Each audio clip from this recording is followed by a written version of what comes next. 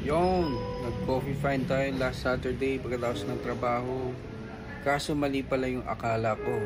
Itong timpla ay isa palang resto. Naya na ako lumabas kasi nakapasok na tayo tapos wala namang ibang tao. Naisip ko, umorder na lang para panghapunan namin. So habang iniintay yung ating order, naglakas na lang din ako ng loob para sabihin kay ate na meron din pala akong page. Anong pangalan Na niyo? kaya ako sumadya dito kasi akala ko talaga coffee shop. So yun, naimbitahan ko siyang i-like and follow yung ating page. Maraming salamat Ma'am Claire and Sir Mark. Ang ganda ng restaurant nila. Lahat ng materyales, yung pagkakadesign. Ang ganda. Sabi pa nga ni Ma'am Claire, since nung nagbukas sila, hindi lang ako yung unang nag-akala na coffee shop sila.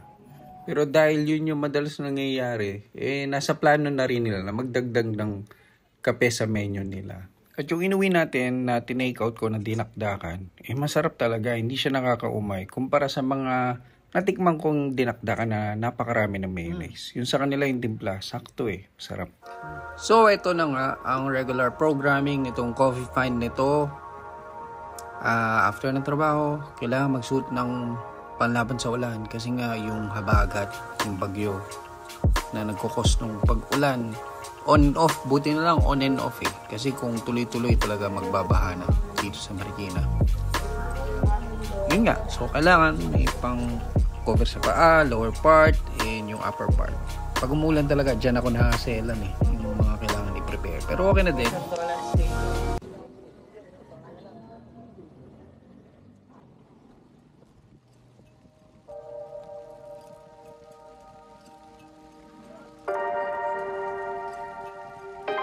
Pero kahit anong hassle sa pag-prepare, pagka nagmamotor ka tapos umuulan, parang peaceful masarap. Lalo kung safe riding lang talaga. Kasi karamihan, dahan-dahan lang magpatakbo dahil nga umuulan. Ngayon, samahan nyo ako sa biyahe na to papunta roon sa coffee shop na yun.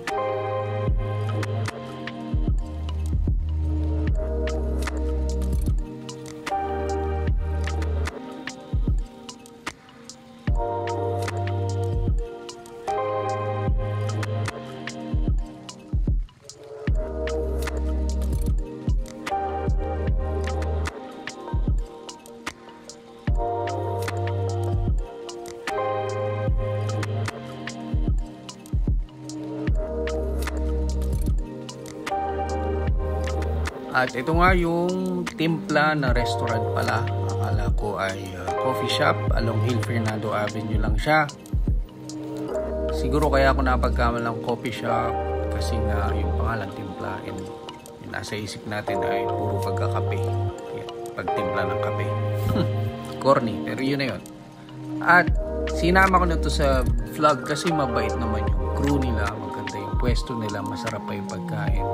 Sa price, kayang-kaya naman sulit kumbaga. And yung dinakdakan nila, promise, unlike any other dinakdakan na na-try nyo, ito yung sakto talaga. Hindi ako naumay.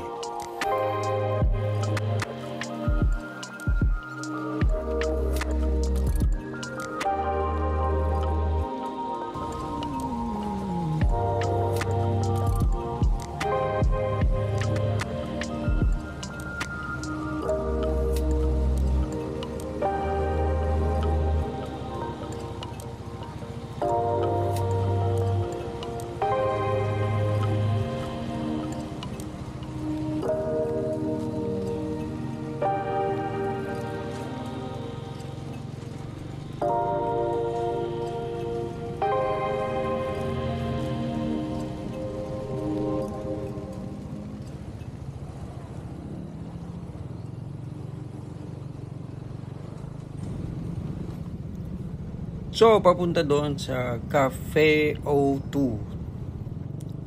from Timpla sa Hill Fernando Avenue. Malapit na siya doon.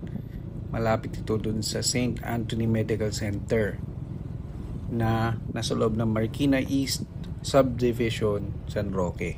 Eksaktong address, Lot 35, Block 8, Betelnut Street. Ito sila sir, tinanong ko kung pwedeng tumabi sa kanila mag-park eh.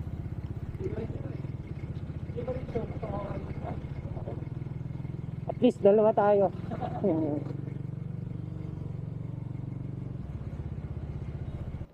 So yan po ang St. Anthony Medical Center. Hospital siya na yan, may emergency, pwedeng admit. And yung pinagparka natin na building, ganda ng Mini Cooper, ganda ng kulay off-white ba yan. Second floor sila, yung Cafe O2.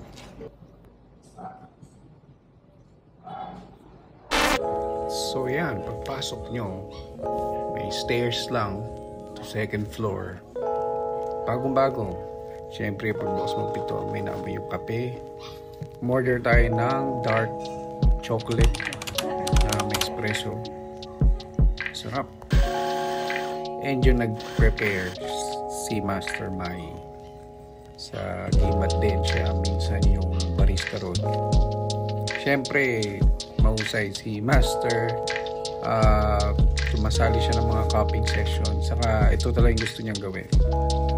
Tapos kasama niya si Master Carl. Yun, ang ganda ng place, ang ganda ng mga gamit nila. Pinag-isipan, may pang-pondo talaga. Ang ganda.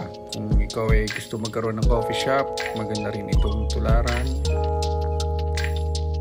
At kung nice mo lang magtambay, magkape na masarap, cakes na masarap, pastries, okay dito.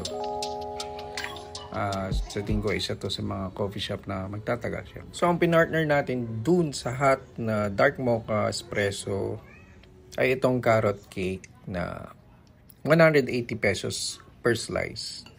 Yung drink pala ay 130 pesos 12 ounce. So, okay na, sulit. Na-enjoy ko yung stay ko dahil sa combinations nitong dalawa. Sakto, kung hindi kayo mahilig sa matamis, okay to. Then, yung mga gamit ko, safe.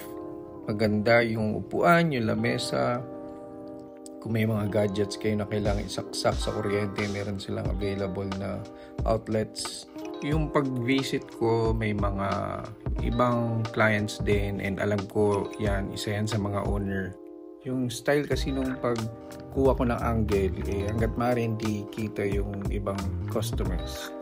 Ito pala, may parang veranda style. Para siguro sa mga cyclist na ayaw ma-airconan or alfresco style yun.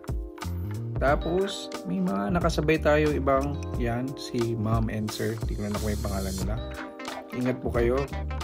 May iba rin na customers nung time ng visit natin. At sa mga babot sa part ng video na ito, maraming salamat sa pagsama. Till the next coffee, fine. Thank you, peace. Thank you pala uli ka Ma'am Levy, Master Carl, and Master Mai. Peace.